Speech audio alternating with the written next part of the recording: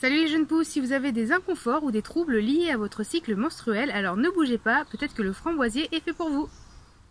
Le framboisier, assez connu, a une capacité de survie considérable. Arraché, coupé, brûlé, il reprend toujours. Le framboisier est très proche de la ronce dont on a déjà parlé dans une précédente vidéo. Le lien apparaîtra en haut de l'écran. Attention donc à ne pas les confondre. Le framboisier, armé de ses épines, a un rôle protecteur. En Gémeaux, on utilise les jeunes pousses fermées fraîches. A l'instar de l'érel, le framboisier est un bourgeon typiquement féminin.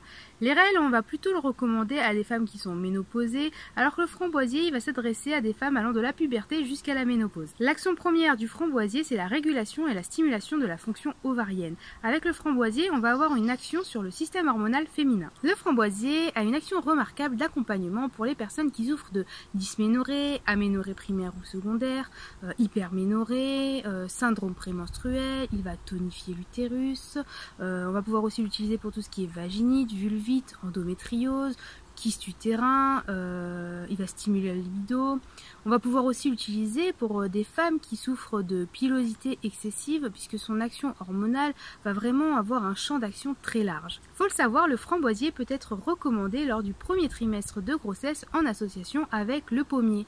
Il accompagne d'ailleurs la femme jusqu'au bout de sa grossesse puisque son action antispasmodique peut être parfois utilisée pour soulager les douleurs de l'accouchement. Le framboisier a également d'autres actions un peu moins connues, notamment c'est un protecteur hépatique, c'est un anti-inflammatoire des voies respiratoires, un antispasmodique et un décontractant du système nerveux. Mais c'est vrai que c'est pas forcément pour ça qu'on va le recommander. Le framboisier s'adresse surtout à des personnes, et notamment des femmes qui ont des troubles et des inconforts au niveau du système hormonal féminin. Messieurs, je sais qu'aujourd'hui c'est une vidéo qui ne vous intéresse pas forcément, toutefois sachez-le, il y a des bourgeons qui sont typiquement masculins, le chêne et le séquoia, dont j'ai déjà parlé dans des précédentes vidéos, les liens s'afficheront en haut de l'écran.